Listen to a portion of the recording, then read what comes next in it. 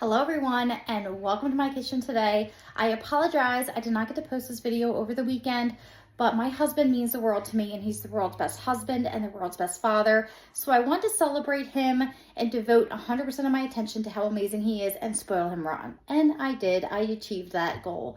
So regardless, today I'm posting my meal prep video, but this week it's going to look a little different, and that is because this week, summer starts for me. My son is typically in school full-time, making things a little bit easier at home just having my 2-year-old daughter here. But now I'll have both of them home, meaning that dinners are going to start looking very challenging for me. So today I'm bringing you 3 easy dinners, 1 crockpot recipe, 1 air fryer recipe, and 1 meatloaf recipe for the oven to make dinners very easy. They are family friendly and they are diabetic friendly, meaning they are perfect for me and my household. So I hope you stick around to the very end to say goodbye to me. But regardless, before we get into it, give this video a big thumbs up. It helps me and my channel out. And before we get into it, I will just give you the alert of what you will see coming your way. I am making a feta and spinach stuffed salmon for the air fryer. I am making a barbecue cheeseburger meatloaf for the oven. And lastly, I am making a crockpot dinner today, the Olive Garden chicken crockpot recipe. That is served over pasta, super delicious. And as a disclaimer, before you get into it, I am not a diabetic who tells you you cannot eat carbs, because I am a type 1 diabetic of over 20 years and I most certainly enjoy my carbs. And I think all diabetics should enjoy their life and they should not give up what they love the most just because they have that label. So if you are new to my channel, my name is Olivia. I've been a type 1 diabetic over 20 years, and it has become one of my life goals to make living with diabetes more enjoyable and more sustainable. And I come here on YouTube to help other diabetics do the same, because I know how easy it is to give up hope sometimes. And I just want to remind everyone out there that you should never give up hope and you should never give up what you love most. So let's get right into my dinners this week. The first recipe I'm making today is nothing I'm cooking now. What I'm going to do is stuff the salmon and put it in my fridge, and then when I'm ready to cook this for dinner one night this week, I just have to pop it in my air fryer for about 10 to 15 minutes and I'll be good to go. So as I've already said, I am making spinach and feta cheese stuffed salmon. So right here I have 4 portions of salmon that I'm just going to take a sharp knife and cut down the middle. So the portions here I purchased from Target just because I have found that they are nice thick pieces that leave me a lot of room to stuff. But you can obviously, go buy a whole salmon or anything of that sort and cut it yourself if that's easier, whatever you want to do. So to start, I cooked up in the microwave a bag of chopped spinach. This is an easy, cheap little hack I like to do for this recipe because it's easier to me than cooking the spinach on the stove. But by all means, if that's what you prefer to do, you can do that. And I'm putting about a cup of chopped spinach into the bowl. And as you can see from the bowl, it is steaming up and hot and ready to go right there. Next, I'm going to take already crumbled feta cheese. Right here, you can use the reduced fat, the original, or the garlic and herb flavor they have. I'm just using the regular flavor they have today. And I'm going to put about half a cup of that into the mixture. Feta and spinach is such a delicious combination. I love the flavor, so I'm super excited to have it inside salmon. And surprisingly, my kids even eat it, which, believe it or not. Next, I'm going to put a sprinkle of Parmesan cheese. And then lastly, I am going to toss about a teaspoon of Italian seasoning into this mixture. But you can season however you'd like. And for my salmon, I also seasoned each slice with salt and pepper already, so they are nicely seasoned. And I am just going to take this mixture right here and put it inside each crack right there.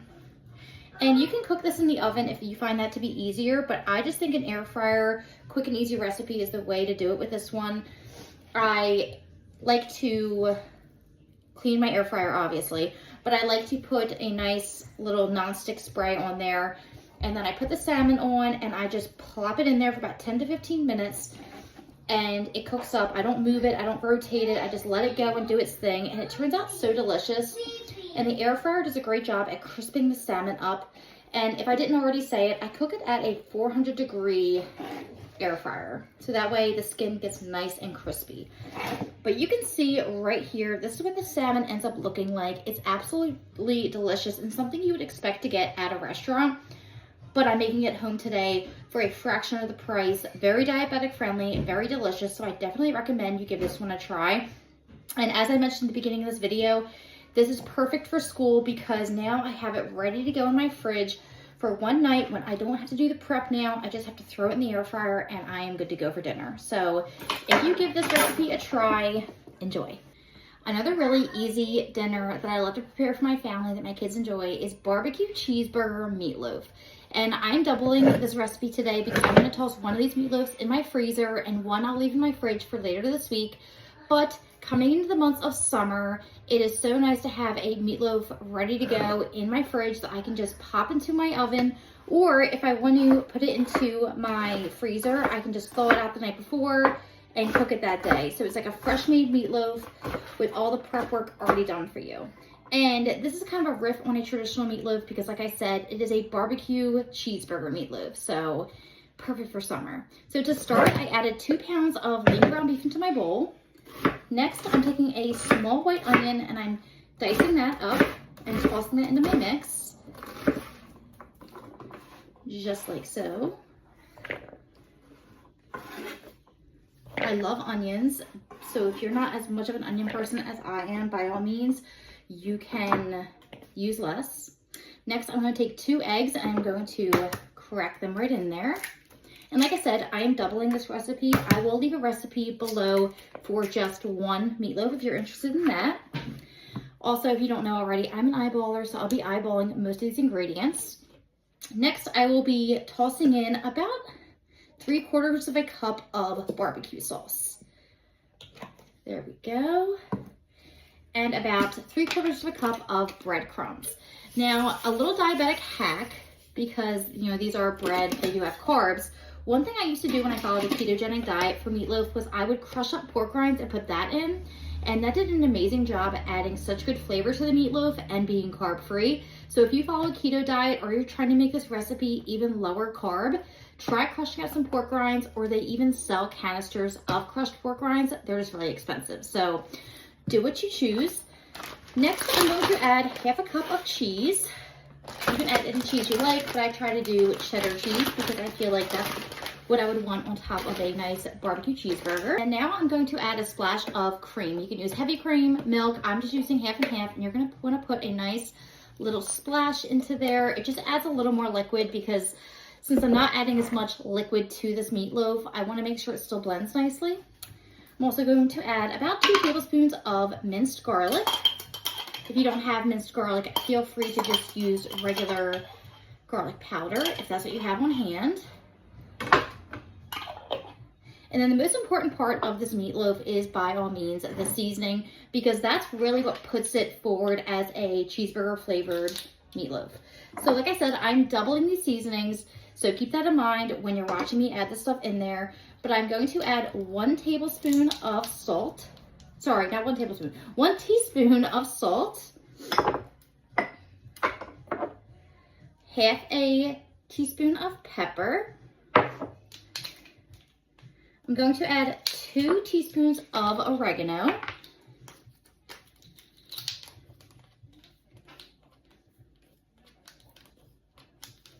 Going to add 1 teaspoon of parsley.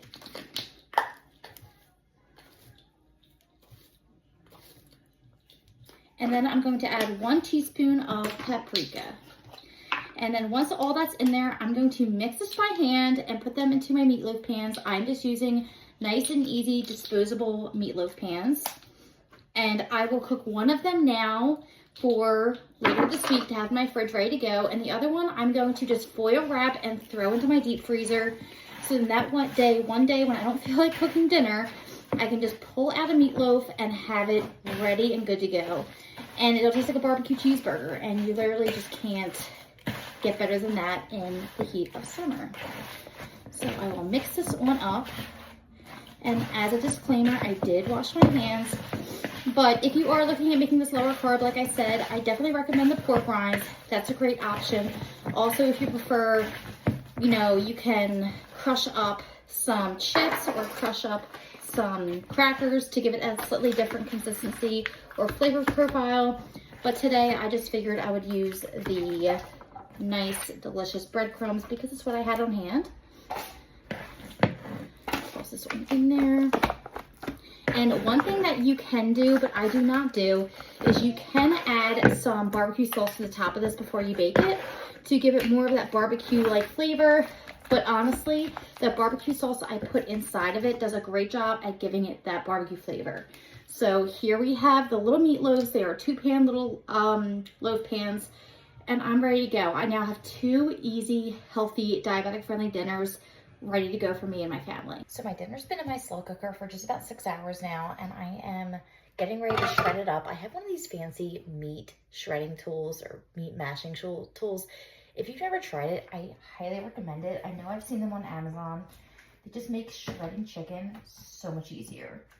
But anyway, I'm shredding the chicken up, which is super easy because it's been in the slow cooker so long, and I'm mixing all the ingredients together to make a delicious, delicious sauce.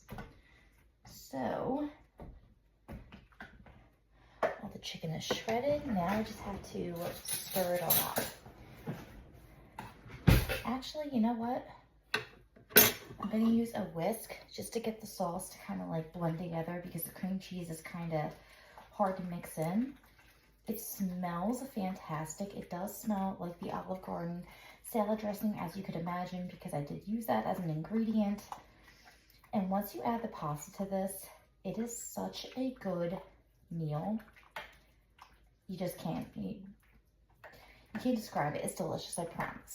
But regardless, it is all done. All I need to do now is cook a pound of pasta, throw it in my crock pot, and me and my family are ready to eat dinner. This is such an easy and healthy way to enjoy dinner. Very diabetic friendly. My kids love it, so definitely give this one a try this summer. So thank you for coming along with me today and cooking for my family this week.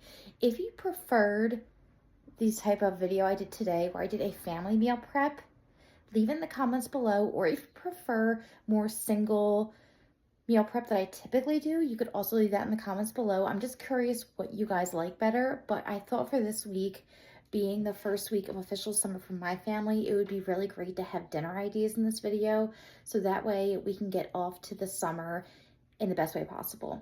But regardless, once again, please give this video a big thumbs up. Thank you for coming and joining me today, and I will see you next weekend for another weekly meal prep. Have a great day, guys. Bye.